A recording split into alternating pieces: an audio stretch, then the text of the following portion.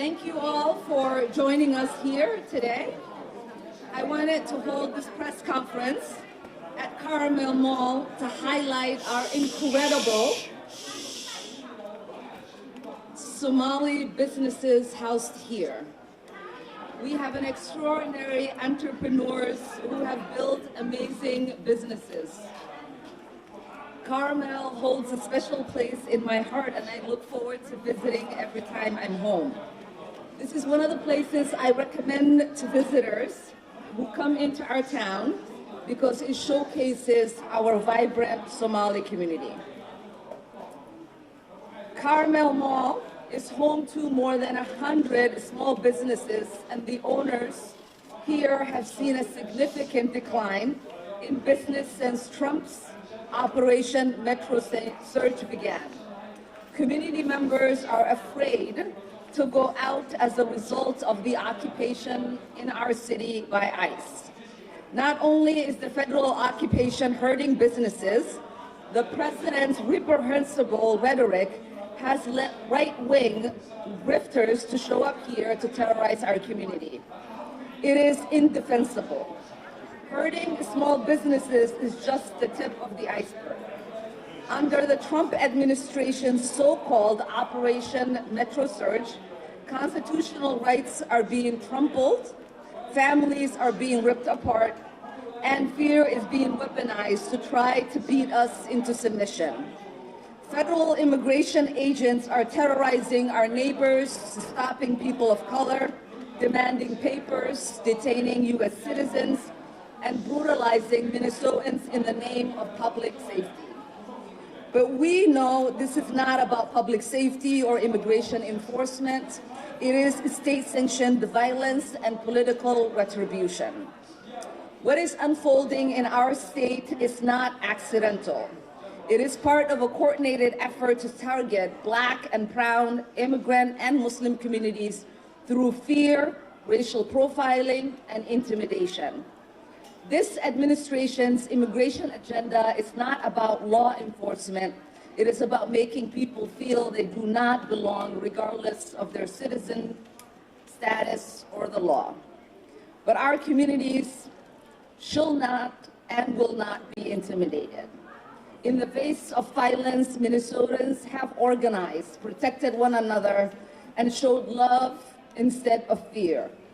Two incredible Minnesotans, Renee Good and Alex Preddy, were murdered for their willingness to stand up and protect their neighbors. Now our community is reeling from their murder that were entirely avoidable. No immigration enforcement agent should ever be allowed to act as a judge, jury, and executioner on our streets. We will continue to demand real accountability. I am grateful to my colleagues who have shown immense moral clarity in this moment. I will end with this. We must all do more. Everyone here understands that. Voting no on DHS funding bill is the bare minimum.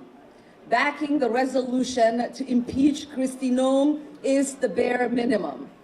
Holding law-breaking ICE agents legally accountable is the bare minimum. We must abolish ICE. This moment demands it. And next, I want to introduce my dear friend and colleague, Congresswoman Ayanna Pressley.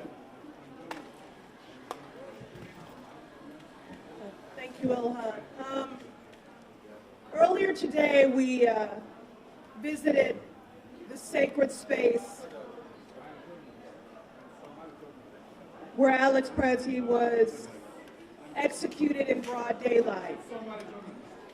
An unarmed citizen whose last words were, "Don't hurt her." One of the many tributes that was at that memorial invoked a scripture that I love as a woman of faith, and it's Isaiah chapter 1, verse 17. Do right, seek justice, defend the oppressed. And that is what brings me here today. Do right, seek justice, defend the oppressed. I'm here as a sister in solidarity with Congresswoman Omar. I'm so grateful for her courageous and steadfast leadership. I'm here in solidarity with Movement family, who I have been here many times shoulder to shoulder doing justice work alongside. I am here to bear witness. I'm here to listen. And I'm here to help people process their grief and their trauma. You know, we all understand that elections have consequences. But for the life of me, what I cannot understand is that when someone has a House, a Senate majority, has the White House, and accomplices in the Supreme Court, why, when you have all of that power, you would use it to enact harm on every person who calls this country home? We have an occupant in the Oval Office who traffics in hate, is hell-bent on inflicting hurt and harm and trauma on everyone who calls this country home, with a laser focus on our most vulnerable. He has governed with malice and used ICE agents to terrorize our cities, rip families apart, operating with impunity.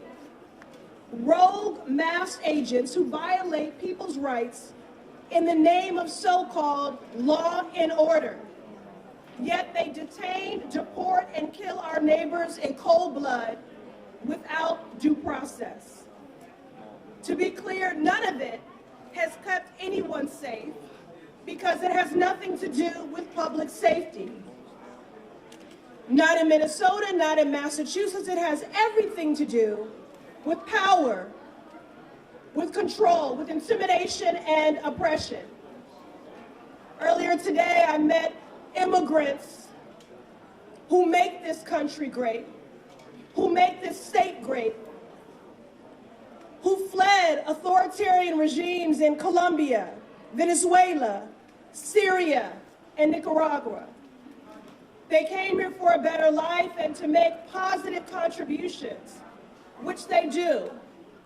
And they are so traumatized to be seeing in real time the very authoritarian, fascist, and cruel actions that they fled showing up here in Minnesota and in this country.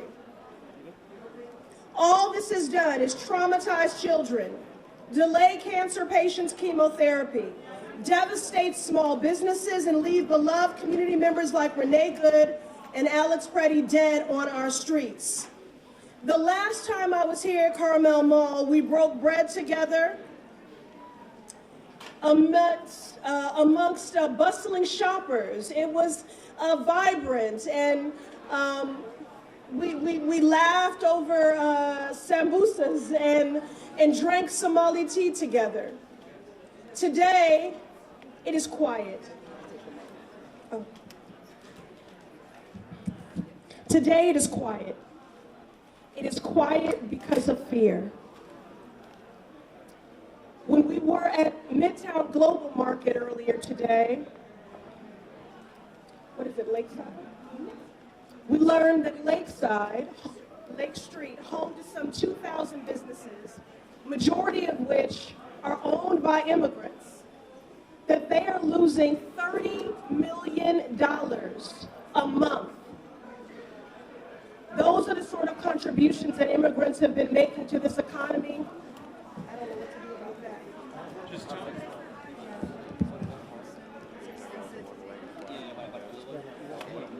Okay. All right, that's okay. So the point is, this is devastating families and devastating the economy here. That's why we're here today, to stand in community, to choose community over chaos and cruelty.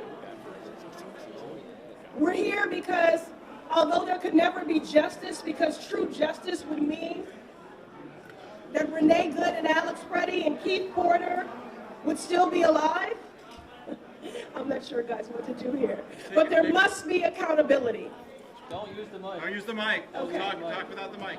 Listen, I'm the granddaughter of a Baptist preacher. I have no problem projecting. Can you all hear me? Okay. Okay, so if you want to have church, we will have church.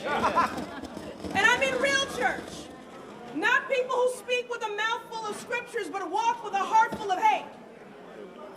You know, it has been incredible to be here in community today with people who are every day choosing community over chaos and over cruelty. People who are fighting in defense of the true values of this country and in defense of our neighbors. This moment requires accountability. This week, the Senate will take up legislation to fund the Department of Homeland Security, which includes an additional $28 billion for ICE. We are calling on all senators, Democrat and Republican, to vote no, because Congress should not be funding this campaign of terror. And we can't stop there. The agents who brutalized and executed our neighbors cannot walk away freely. They must be held accountable for their crimes. That means passing my bill to end qualified immunity for federal law enforcement, including ICE agents. And it means impeaching Kristi Noem, who is as incompetent as she is dangerous. She is a dangerous cocktail of authority, bigotry, and incompetence, and she must be impeached. We need to abolish ICE and dismantle the systems of oppression that have gotten us to this point. So again, I thank my sister in service for her courageous leadership, for the invitation to return to Minnesota once again, to stand shoulder to shoulder with my movement family, to do right, to seek justice, and to defend the oppressed. Finally, I will say this. Donald Trump is a dictator. And the only way to beat a dictator is with defiance. I thank the people of Minnesota for your defiance in this moment, and I'm here as your sister in solidarity.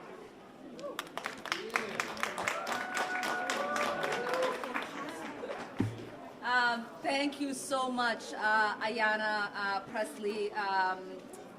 The Congresswoman, as she said, has visited Minnesota multiple times, whether it was coming with the Congressional Black Caucus to see the opportunities that exist here in Minnesota for all of us, whether it was to come and to protect our beautiful Mississippi River and stand with the Native American community, and now being here to make sure that she's standing in solidarity with us.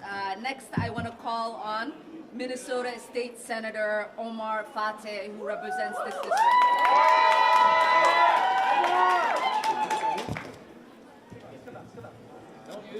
No. Don't use it? Okay. Testing, is this good? No. Nothing. The mic should pick you up. Testing. You're fine. I tried. Thank you, members of the public, members of Congress, Congresswoman Ilhan Omar and Congresswoman Pressley, and local leaders for joining us here today. As an elected of this local neighborhood in the Senate, I think we all know what's happening here is harmful and unacceptable. We can all see and call out the brutality that ICE agents, when we see it on the streets and on camera. But here's what's also brutal. Closed shops and quiet hallways here in the Carmel Mall. That means small business owners and workers losing out, missing the money that keeps them in business and their bills paid here and in their homes. One of the freedoms Americans value is the freedom of fear, freedom from fear. And it is the fear of harassment, unlawful arrest, and abuse that's keeping Minnesotans in their homes right now. We need ICE, Border Patrol, and unwelcome federal agents to leave our state and to go back to where they belong. and that's testifying in front of Congress about what they've done here and who sent them. And they should be charged for their abuse of power. Yes. District 62 has been a lot, and that's the district that I represent. It's been through the death of George Floyd, the murder of George Floyd, the recovery from being one of the hardest hit districts from COVID-19 pandemic. It's the district in which both Renee Good and Alex Pretty has been murdered at the hands of federal ICE agents. In response to that, we've seen that our neighbors have stood up. Our neighborhoods have formed response groups. They've taken to the streets to peacefully observe and to fight back peacefully. And what we've seen time and time again is that we have the full force of the federal government putting its weight on our state and on our city. $170+ billion in this operation in a time in which they've been gutting healthcare, in a time in which they're saying there's no money to support our folks struggling with housing or our small businesses, but they have the money to arrest and detain not only our immigrants, but U.S. citizens unlawfully. And so we've seen these racist tactics from our federal government in the past. I'm the son of immigrants from Somalia. My father immigrated here before I was born in 1963 to Montana. He immigrated here the same year as the racist statement from George Wallace, in which he said, segregation now, segregation tomorrow, segregation forever. And now we're seeing that same racist tactics, it seems like coming full circle from our federal government. But we are stronger than that. And instead of our federal government wanting to make an example out of Minnesota, instead we have set an example for the nation. We've set the example of how to fight back and how to push back. And so right now, what we're calling for our congressional members and our leaders to do is that, number one, do not fund the DHS bill, to impeach Kristi Noem, to abolish ICE, and for our governor to enact a moratorium on evictions. And so with that, I want to thank you all, and I'll pass it off to my sister, Representative Aisha Gomez.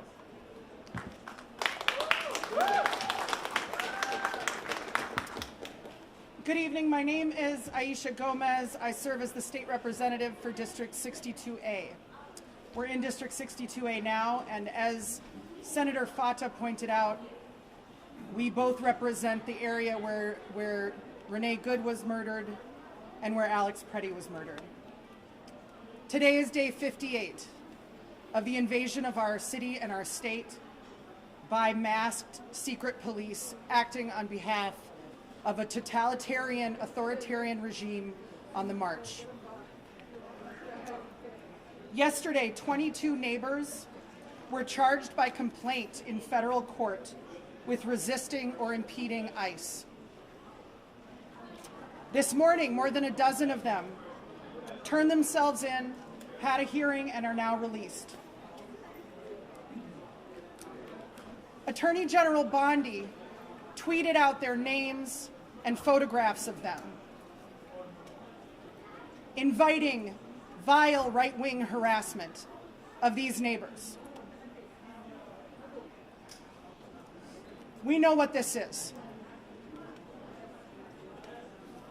This is an attempt by an administration that is losing the narrative war to smear our neighbors who are engaged in constitutionally protected activities and to intimidate the 100,000+ Minnesotans who have showed up in negative 20-degree weather, who are showing up to defend their communities who are being disappeared off the streets of our state, and who are informing their neighbors, who are bearing witness and who are documenting the rampant abuses and violations of civil rights that happen literally every few minutes in our city.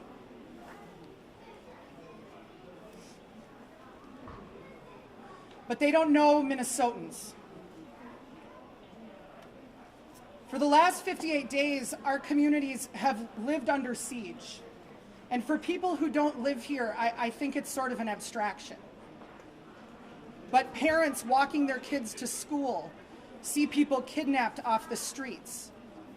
Families are sheltering in place and not going to work, not opening their businesses, not going shopping, not going to medical appointments. You can imagine the cascading impacts of this on one small community.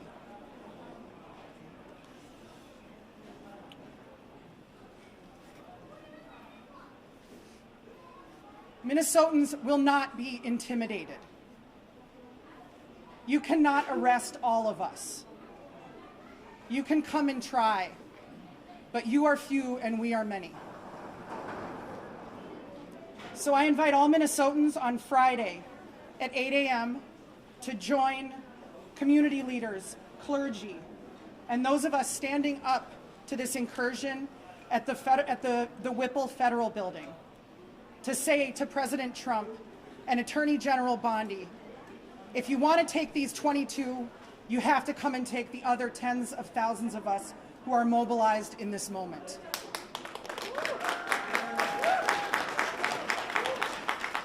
That same day, Friday, January 30th, there is a nationwide shutdown, and we will be gathering in downtown Minneapolis at 2 p.m. And finally, to our beautiful, resilient community of the South Side and of Minneapolis and of Minnesota. We all work for you, and I can speak for all of us and say that we have never been so proud to be Southsiders in our whole lives. We are showing the world what it means to stand up to Trump and Bondi and Noam and Bovino and any bully that they want to send our way, and to do so not with violence and with guns, but with whistles and with love and with care. And we're going to continue. Thank you. Now we will hear from Minnesota State Representative Anam Mahmoud, who is one of the newest members of the Minnesota House. I just want to say thank you to Representative Omar and Presley for standing here today with our communities. Speaking truth to federal outreach taking place right now is in itself an act of bravery. Look at what happened last night to our Congresswoman at a similar event. We cannot let this silence us right now in the face of injustice. Firstly, I want to recognize the lives of Renee Good and Alex Preddy. They put themselves between black and brown neighbors and unconstitutional attacks by ICE. I stand with our observers, our immigrant communities, and we condemn state violence. What we see taking place in Minneapolis, in our districts, across the metro, and at the nation at the hands of ICE is not okay. It is cruel, unconstitutional, and politically motivated. While Bovino may be gone, we all know the work of ICE to tear our communities apart and strike fear is very much still with us and happening as we speak. This work has not slowed. Right now, I see neighbors who are terrified to leave their homes, and families who are sick about loved ones who didn't come home, only to learn of them a few days later in El Paso, in an ICE detention center. While we look at every avenue as elected officials, both locally and federally, to protect our neighbors, I know that we right now, one of the most important tools being against the federal government to the table is the court of public opinion. When the polls flip, Trump begins to worry. Our activated neighbors protesting, observing, and doing mutual aid work right now are so important in making sure the nation sees what is taking place and that the federal government is held at some level of account, and we are protecting those at risk in our communities. May one ask is that you don't lose hope right now. Continue to speak truth about the injustice at every opportunity, and that you remain active in this fight. I'll be standing with all of you.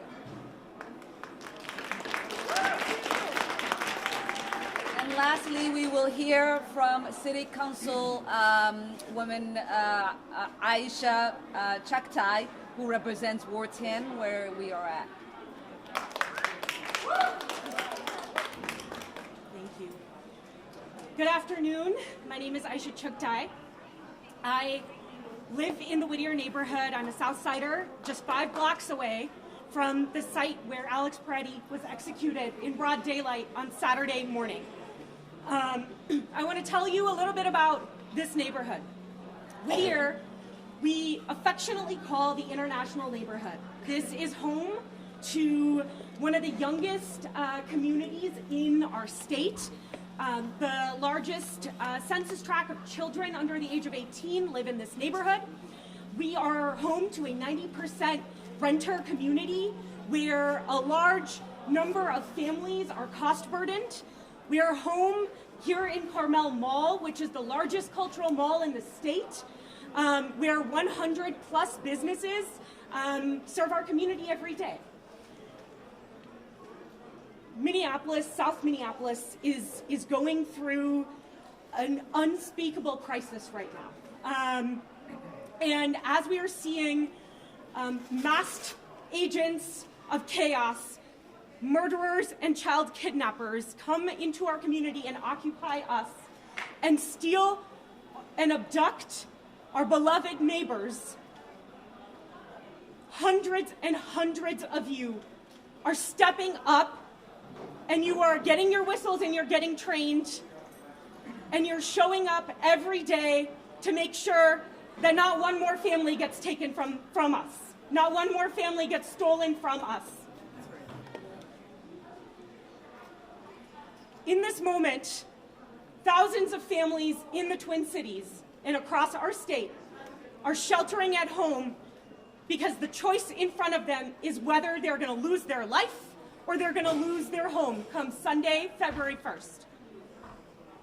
There are 2 things every single person can do right now. First, you can organize. If you don't live in Minneapolis, if you are not under occupation right now, people like Tom Homan and Kristi Noem are not going to stop here. They may be coming to your city next. You need to get organized. Get to know your neighbors. Figure out how you are going to keep families together. This is the most important task in front of us right now.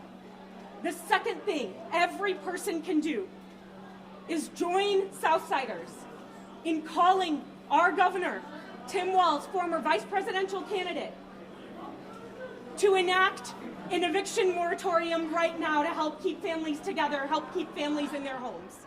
I'm really grateful to Congresswoman Omar and Congresswoman Presley for their work in Washington to rein in this out-of-control, murderous regime. And I want to thank all of you for being here today. Thank you. Thank you, Aisha. And with that, we will take a few questions. Congresswoman, what is your message? We'll call on top. Congresswoman Omar, any concern about doing events like this? Any fear after what happened to you last night at town hall meeting? Well, I think my presence here should tell you that the fear and intimidation doesn't work on me.